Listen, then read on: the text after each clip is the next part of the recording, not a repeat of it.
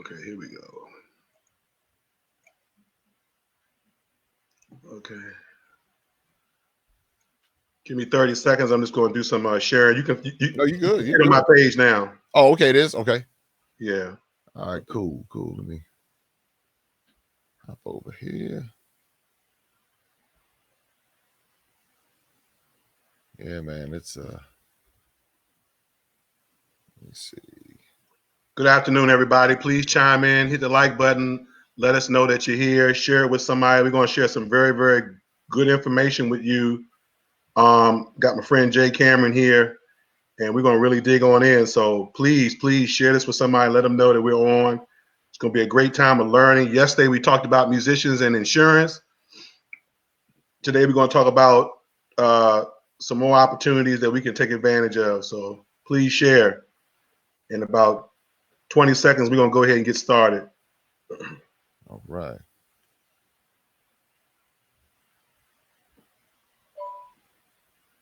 Okay, cool. All right.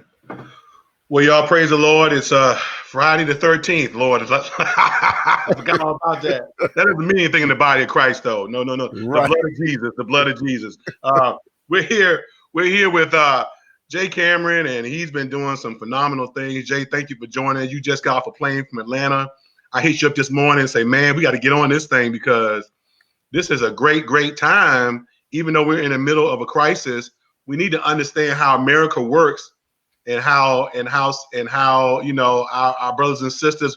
A friend of mine called them Clear Jesus last year. That gave me a great name for our brothers and sisters. How Clear Jesus operates in this time and how we can take advantage of some of these opportunities. Even though we're praying, we're believing by faith. We're hoping God will have mercy on us. We're hoping that people that have the coronavirus will recover, and we're hoping that people that we know of will be safe from this disease, which is now a pandemic across the country.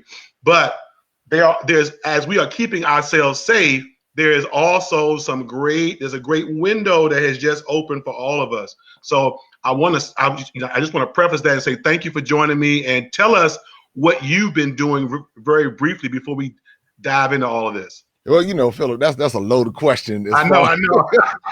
In what phase or what aspect of it? But one, I'm glad to be here talking to you again, and I love having these conversations. And for those who don't know, we have been known as twins over the years.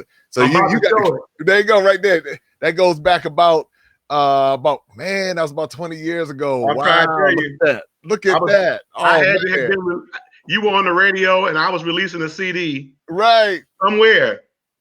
I don't even know where we were. Right. Man. I got that Bama jacket on. Oh, I don't even know what I'm wearing. I can't even begin to tell you. I'm looking, and that was probably about 30 pounds ago. Now that I'm looking at it, I was like, man, I said, look at that. And look how big the shirt was on me, right? So, yeah, man. So, this, as you were talking about it, and this is a tremendous opportunity. Let me say this to preface it.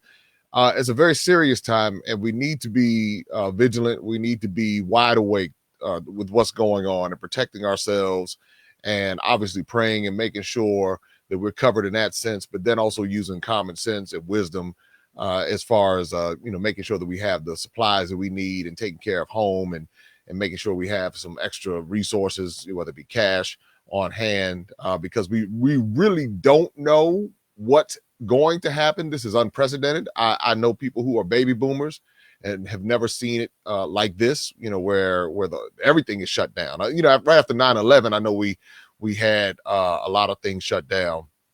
But even with that, when you look at history and you begin to look at the economics in America, and you start looking at the Great Depression and how things transpired with the Great Depression, there are lessons that we can learn. There people made a lot of money off of the Great Depression. When we learned about it in history, we learned, everything, people went broke. Yes, people did. But there was another group of people who saw the opportunity, and they were able to come in and take advantage of the stock market crash. buy things at a discount, and some of that money is still in operation today. So that was when new money became, well, what we now know was old money was new money, when they were able to come in and take advantage of the opportunities. And so there are opportunities that are in front of us right now, but there are also a lot of distractions. Right. And so if we get caught up in the 24-hour news cycle, and this is not to say don't pay attention to what they're saying to us, because again, it's unprecedented, it's unpredictable, and it's a really, kind of fluid situation. But if we are really, this is one of the reasons why financial literacy has been a platform of mine for the past 15, 20 years, because when you understand the system that you're in, you are now able to kind of digest it a little differently. So when I saw everything evolving, I was like, okay, wait a minute. One, I'm thinking, of course I'm thinking about the virus, because you don't know, you think about it, you're like, okay, what's happening here, So I made sure my household was taken care of. Right. Made sure we have enough food and the provisions that we need. But then I started thinking about it from the standpoint of, now, what is the economic thing that's really happening here? Because there's something economic that's taking place. And just like we've had these bubbles, we had the dot-com bubble, we had the housing bubble in the mid 2000s. We're in the middle of actually 3 bubbles right now. I should say.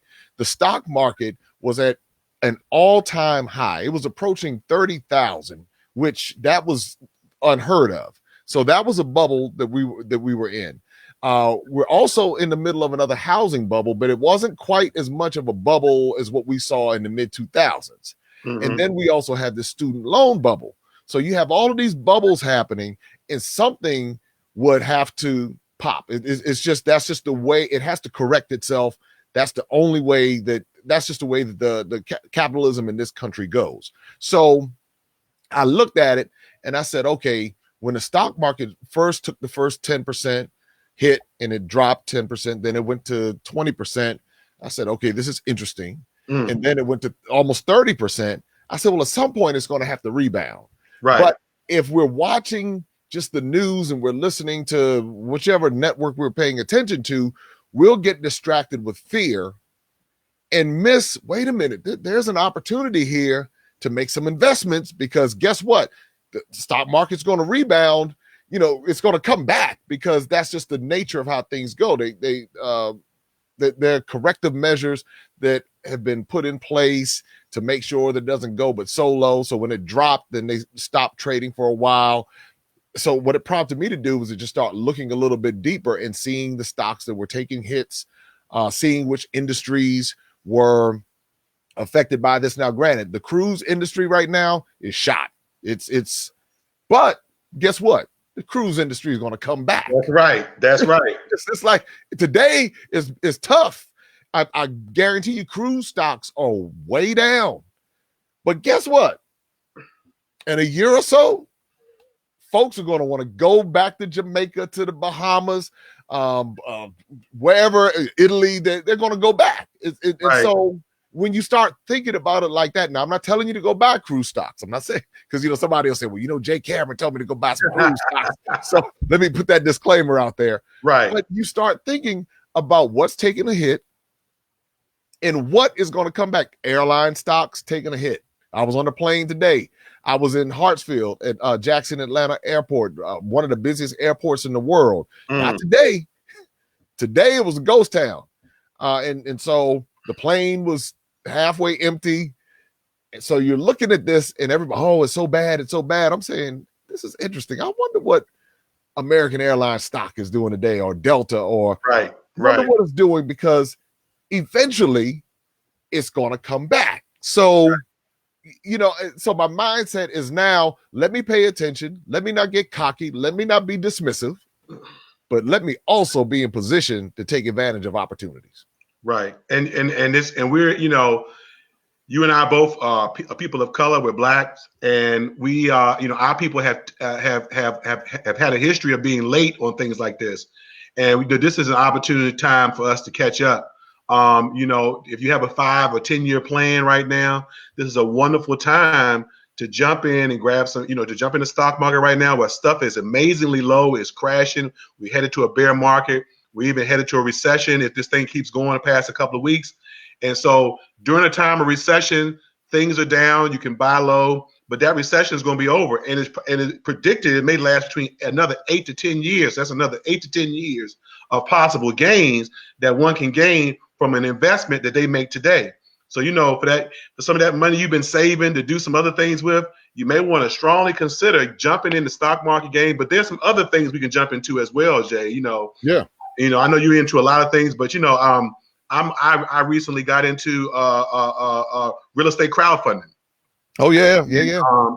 And real estate crowdfunding allows people who can't buy, we can't go out and buy a house tomorrow, but we can take a little bit of money we have and be a part of a larger network of people that are helping to build large projects, and in return you receive dividends. You want to speak more about that?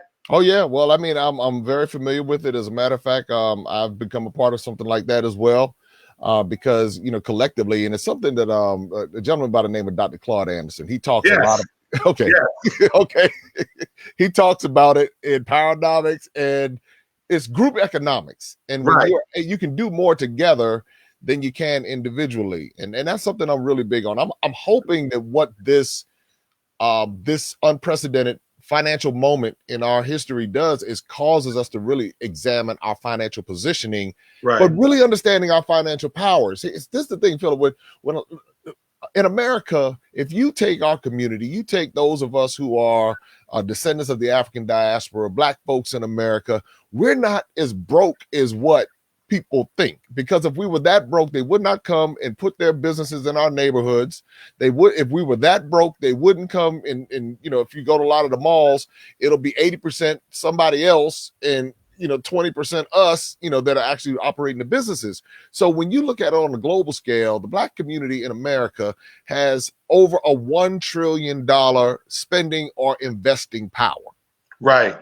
$1 trillion economy. Wow.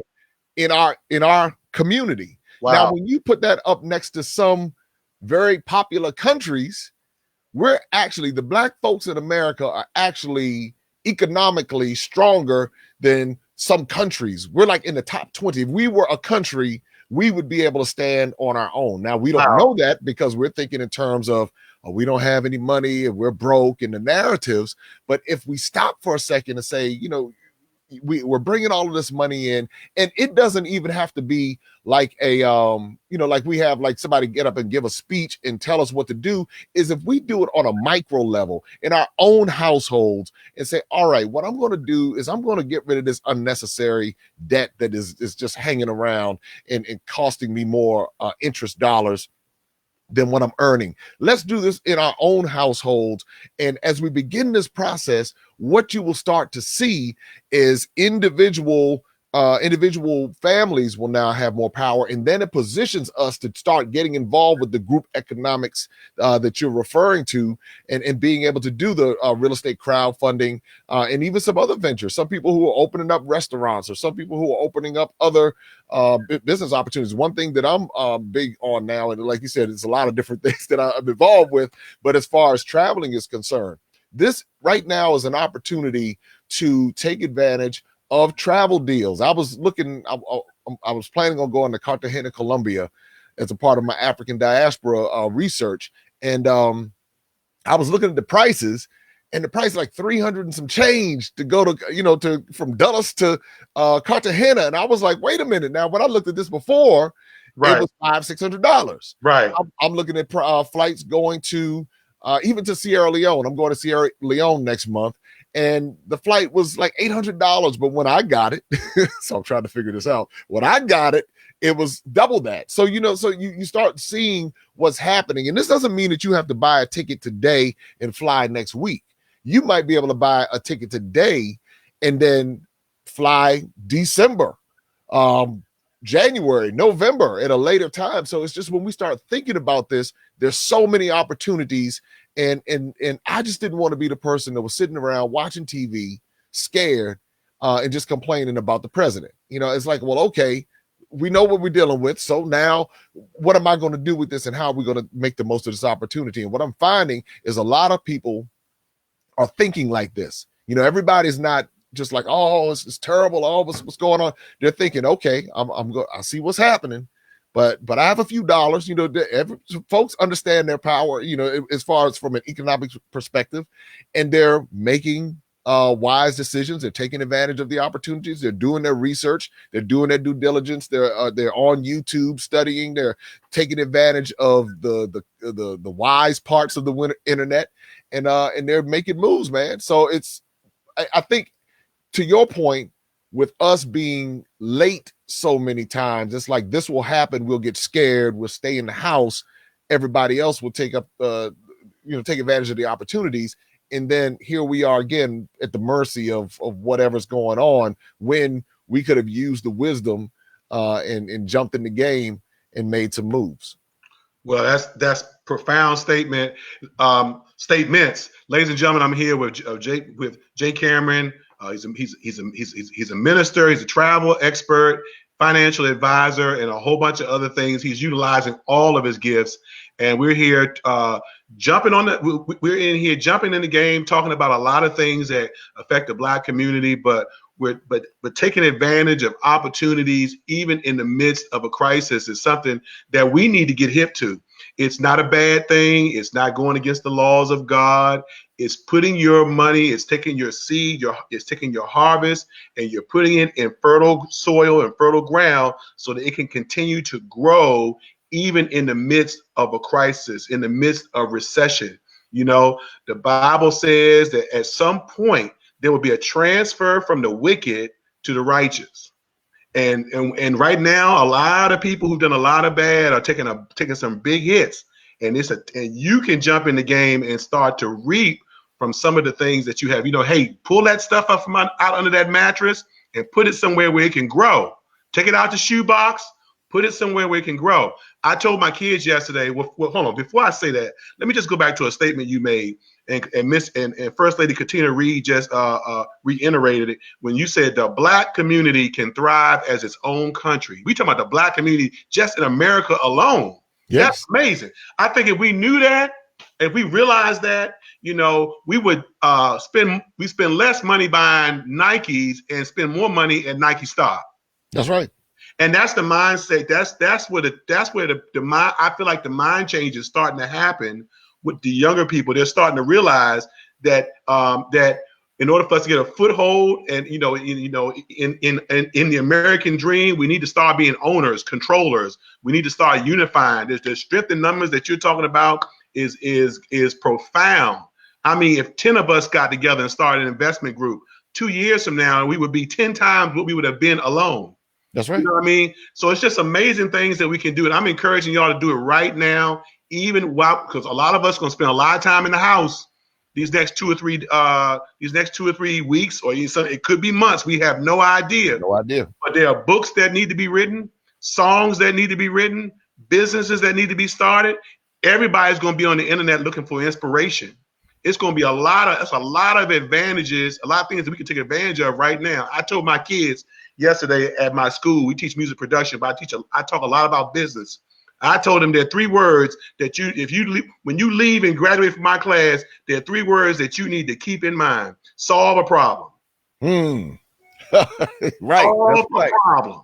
That's right. I got that from my wife. My wife is a prophetess, and she told me last year, she said, if anything that you had failed last year because you failed to solve a problem.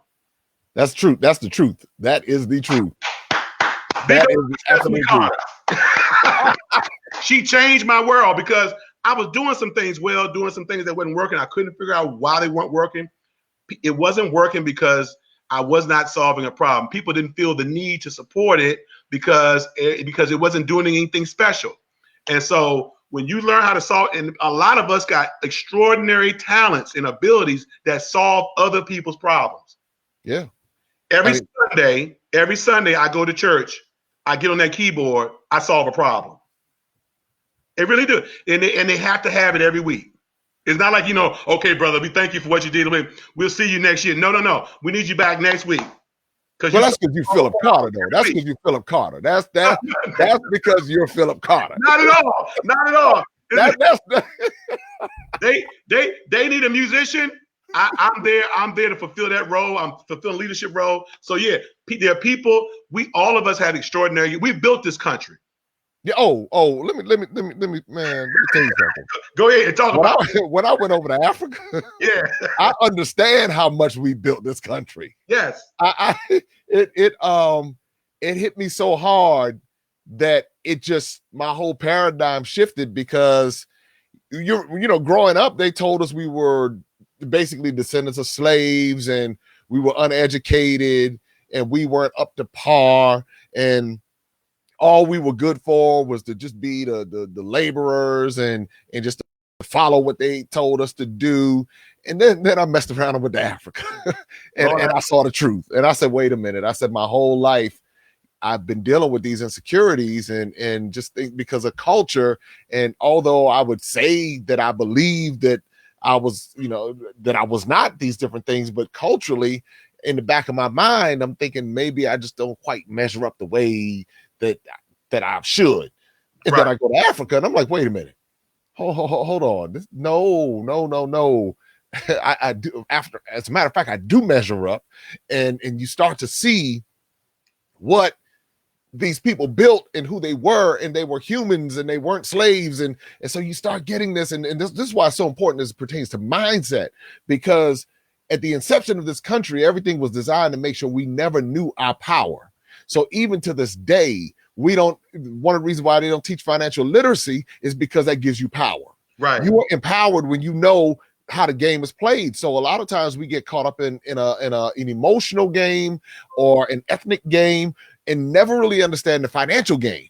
Right. So when you think about it, people who come from, say, Asia or India or Central America, they're not worried about the ethnic thing so much. They know people talk about them and call them different names. What they do is they come in and they set up shop and they open up businesses and they'll work, 16 hours a day, 15 people in one house. They understand group economics. So they'll go 15 people in one house, pay the house off, start a plumbing company or a painting company or a landscaping company. And what's going to end up happening, they're going to turn around and hire us because they understand we don't know that we have the same ability. And as a matter of fact, have some advantages, because if we take advantage of the resources that we have in front of us, the things that we could do to not put anybody else down or to discriminate against anyone, but to make sure that our communities and our culture and our history is preserved. And so, man, it's so much right now, but you made a really good point. There are people who are waking up to this. Right. And they are saying enough is enough. And it's not, it's the millennials. You got a lot of Gen Z that are waking up to it, but the real powerhouse right now, the real generation that's the powerhouse that could drive this forward is Gen X. Because we're in a position, right? We're like right in the middle. Right. We're tech oriented, but we have the resources. And so we can now invest, meaning that we've been in our careers and done different things. And so we can now support the millennials and we can support Gen Z as well as the baby boomers, because some of the baby boomers sitting on some cash too, for real. So, right. So quiet as it's kept. So, man, it's one of these things that when we start having these conversations in our churches, in our schools, and really walking them through the Bible and showing them the economic instructions that are because there's a lot of economic instructions in the Bible that are beyond tithes and offerings. It's investing. If you look at Proverbs 31, if you look at the virtuous wife and all of what she was doing, investing in properties, and she was selling sashes, and she had a staff, and she was still managing the household. So when you take these examples and you look and you say, wait a minute, this is not a foreign concept. As a matter of fact, this concept has been around for many, many years, and it's transcended cultures and everything. So, man, I think now as we're having these conversations, it's going to change the culture, and the next generations will get it and take it to the next level. And that's what we're trying to do. You start talking about the Bible and how the Bible was used against us to keep us subservient. I just want to put this out there. That time when you showed that picture on your page when you were in Africa of some kind of black statue holding the white baby Jesus. Oh, that was in Salvador, Brazil. That was in Salvador, Brazil. Right, but that's where, but it came from Africa. Right. That shook me to my core.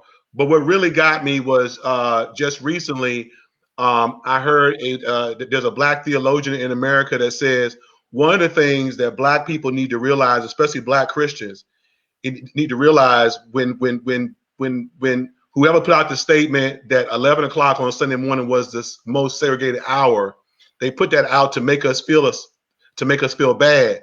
But she said the reason why it's the most segregated hour is because we don't serve the same Jesus. Right. I think I need everybody to get that in their brain. Phillip, you don't get started. We don't serve the same God. Oh. We don't.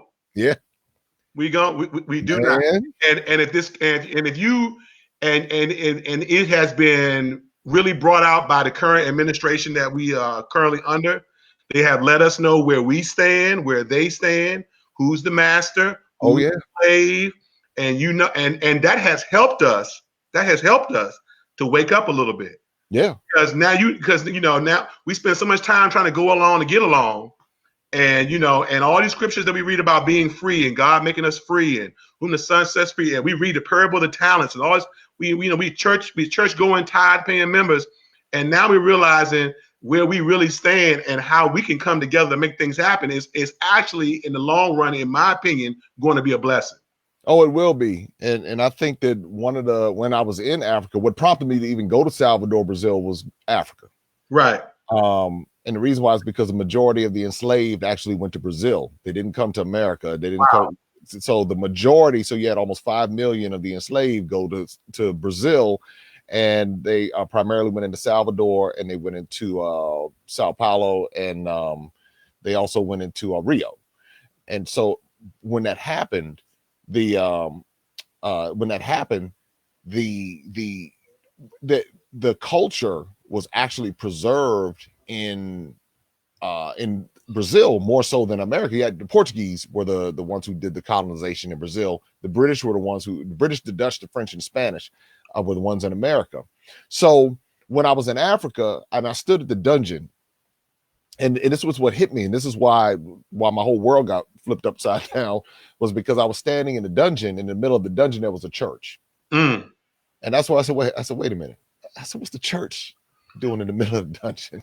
And I couldn't shake it. I said, because what happened in that dungeon was really the beginning or places like that. Because there were a lot of dungeons along West Africa. That was the beginning of my existence in this country, somewhere along the coast of West Africa. And so I said, now, wait a minute. I said, now they had a plan in place. And it forced me to now go back and say, okay, now what was happening before? And that's why I went to Ethiopia. And so I went to the Coptic churches in Ethiopia. And so it forced me to start digging deeper and start learning more. And it's a fascinating thing. I mean, that's a whole nother conversation. But what it does is that it causes you to recognize that, like what you said, a lot of what we have been conditioned to think in this country has been skewed to make us see things through the eyes or through the filter of those who had a system in place to control and manipulate us. And now we're waking up.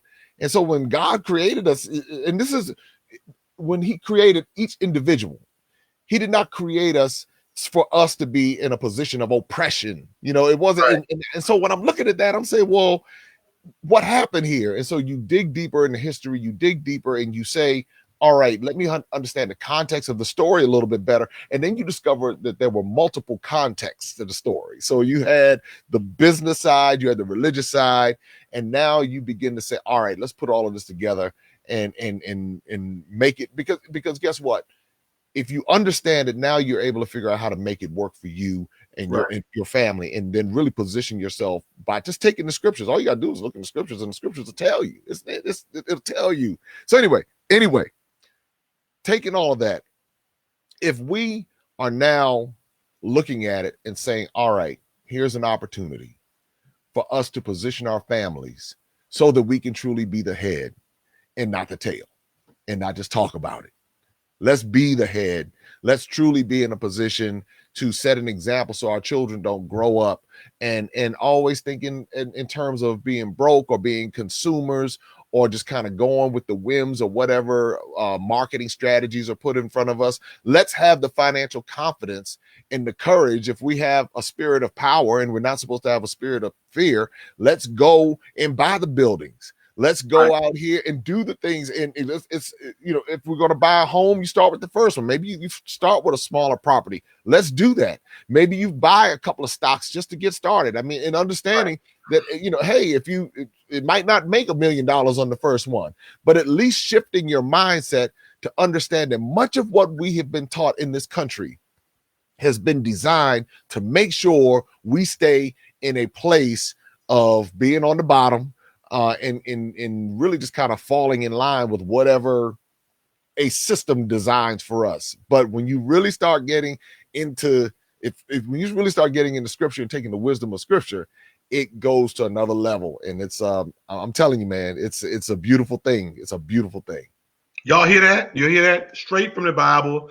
There are many lessons in the Bible that can help us to get where we need to go. But you need to understand that while we're taking extreme caution in this day and time, trying to stay healthy, trying to stay safe, there's an extreme opportunity as well. Let me tell you what society, what the millionaires and the billionaires are doing right now. They are investing in our fear. They are investing in our fear. Wherever the fear is, that's where they're investing. I mean, there's water jumping off the shelves, toilet paper. Nobody knows why toilet paper is jumping off the shelves, but whoever's making toilet paper is thankful that you are doing this, and they are going to make sure that they have enough toilet paper for next week too when you go back and grab the next roll. The sanitizer people are just the Purell and alcohol and peroxide and Clorox bleach. I mean, I'm trying to give me some quick stocks. Give me some of that Purell stock real quick. If I was the CEO, I'd have a Hammond organ player in my office. Like every time the stock jumps, it gets sold out of Walmart. But that's the truth. I'm telling you, man. A cup of noodles is killing it. Absolutely. I mean, they are capitalizing off of our fear. They're not sitting around wondering why are all these folks doing all that. They leave all that up to us. At the bottom of the barrel to have those fruitless discussions while they take advantage of our fear and our anxiety and all these type of things. And we know that this too shall pass. We know that we're trying to take care of our families. And I was on a town hall meeting last night with Steny Hoyer. Not sure if you knew about that. It was a conference call, and he said the reason why people are showing so much anxiety is because we really still don't know what we're dealing with. Yeah. And so you take the uttermost precaution and do everything you know how to do because you really don't know the scope of what we're dealing with. And so that's why people are going out. If anybody wants to know why people are buying toilet paper, because they don't know how long it's going to last. And obviously people are going to the bathroom. So right. You got ways you can work around it, but I'm not even going to go.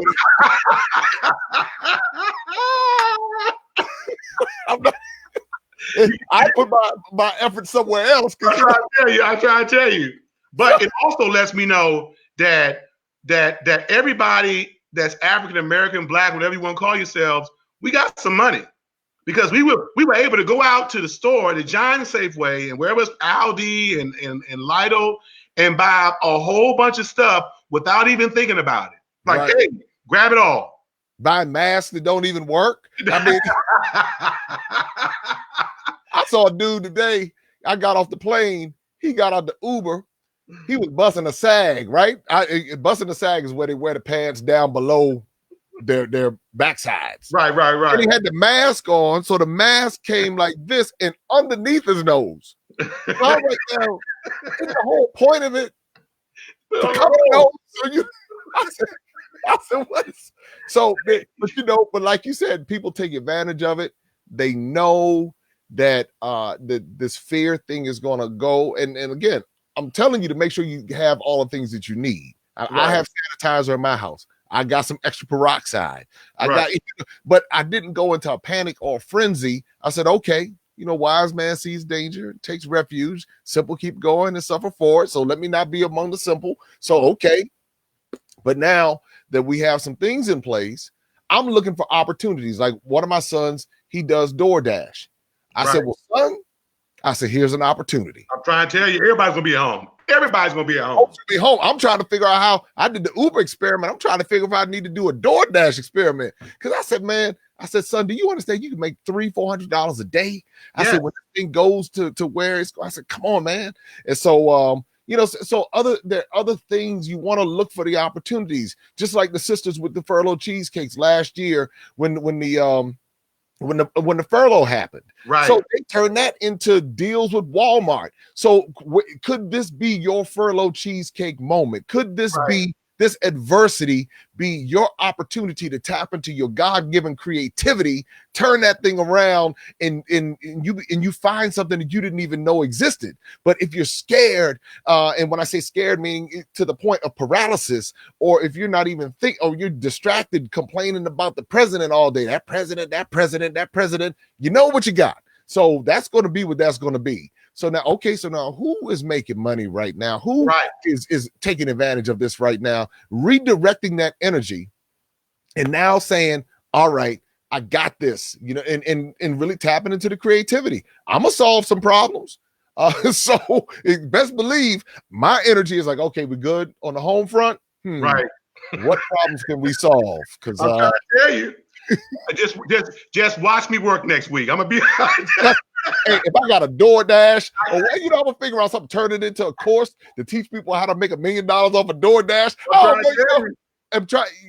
But it's a mentality, y'all. We have power in our community, and this is not to slight anybody else's community. My thing is, and I'm all about empowerment. I'm all about helping people rise up and recognize, if we have power, then let's operate in the power. Let's walk in the authority that we're supposed to have. Let's not keep shrinking down. Let's not be the people who are so easily spooked that something happens. Oh, we get shook. We're the ones getting shook. We're the first one canceling. We're the first one backing down. We're the first ones running and hiding in the closet. And I'm not saying to not be wise. I'm not saying that at all. But as you're going in the closet, take your phone and your laptop too. And while you're in the closet, sit there and be trying to figure some things out. Because if that's where you are, don't shut down. Don't shut down in the closet. Be working in the closet and say, okay, now, because sometimes might need the closet. But I'm just saying that let's rise above this. Let's take advantage of this moment because there's so much opportunity out there. And best believe I'm gonna find it. Phillip's gonna find it. You go find it. I promise you. I'm gonna be in. You're gonna see some things that's you ain't seen before.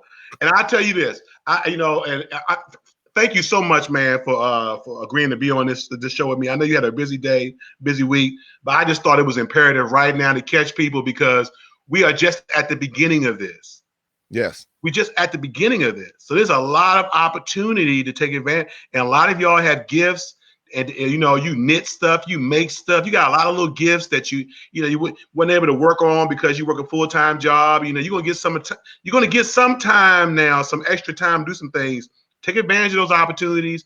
You can trade, barter, sell. You can do a lot of different things that you may not be, and hopefully it will spark something in you that you'll be able to keep going. But I want to leave y'all with this, and thank you so much, Pastor. My pastor, Terry White, who's a former football player for Philadelphia Eagles and Dallas Cowboys. He pastors a small church in Beltsville, Maryland. We're going to be there on Sunday, hopefully, depending on what the Lord tells him to do. But he told me, and I'm going to leave this with y'all, that whatever you do for children and seniors, you will never run out of opportunity. Whatever you put in place for children and seniors, you will never be void of opportunity. He told me that 20 years ago. I didn't listen to him. But that thing resonates to me so much. So there'll be elderly like my parents. My father's 82. My mother's 76. She has Alzheimer's. He's at home. Our caretakers will come sometimes. Sometimes they won't because they're scared of what's going on right now. There are opportunities to cook for people. There are opportunities to serve people in different ways. There are people with multiple children that will need help, babysitting. There's all kind of things that people can pull off right now, and not just you if you're my age, but your kids. there's a lot of opportunity to take advantage of right now. And as a Black community, we need to rise up. And this is the time to put some things in the ground that will not only grow now, but grow later on down the road. Any final thoughts? No, I mean, you summed it up perfectly. And I think that if everyone really sits down and looks at their skill set, because a lot of us are out here making a lot of other people a whole bunch of money. Right. And there's a lot of talent and skill with inside of you and your household. And that's what I'm doing with my sons. We're sitting down and I said, we have these other businesses going on. So we're going to maximize these opportunities. And when you start really just looking at it, then the opportunities will present themselves. And always be thinking about, what problem can I solve? What problem can I solve? Right. Kind of back to what your wife said, what problem can I solve? So so that's all I have, man. I'm glad to be here. Now, you spearhead tours to Africa. How can people get in contact with you? Oh yeah, absolutely. I'm a huge advocate for empowering folks through going to Africa, because once you go and you see for yourself, you eliminate all of the propaganda. You're able to put your eyes on it. You're able to go meet the people, taste the food, experience the culture, and see the truth. MaximumImpactTravel.com is the website, and folks are still signing up to go to Africa. As a matter of fact, for some strange reason, the virus is not overtaking Africa and sub-Saharan Africa. Certain places, I mean, it's like they have a handful of people who have it there now, but those were all people who came to the continent from like European destinations. Right. Interestingly enough, they did not stop. I know one airline did not stop going to China. And so, obviously we don't know if that's going to change. Right. For whatever reason, this particular strain of this virus is not impacting Africa the same way it's impacting the rest of the world. Again, that could change, but nevertheless, what's happening, people are still signing up. They're taking advantage of the low airfare because they see that they can do that. They're getting their travel insurance, so they're assured that they don't lose all of their money or anything like that in the event of a change. But they're saying, hey, listen, I need to go because there's something over there I need to see. And we have our tours specifically designed to have leisure, entertainment, education, a wonderful cultural experience. And you discover that much of what we thought about the continent of Africa, we go to Ghana in particular. That's where we start. We go to Ghana, take you to the dungeons, give you an opportunity to see the people, let the people love on you, and you come back with a completely different perspective. And that's what I've seen. Everybody who's been on the tours, they come back like, wow, I'm glad I went.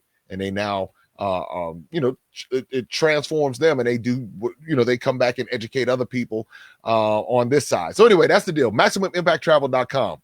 That's the website. Thank you, man. Thank you for joining us. Everybody, y'all have a blessed weekend. And hopefully, man, we get a chance to do this again. Anytime. I'm available anytime. All right, bro. All right, talk to you.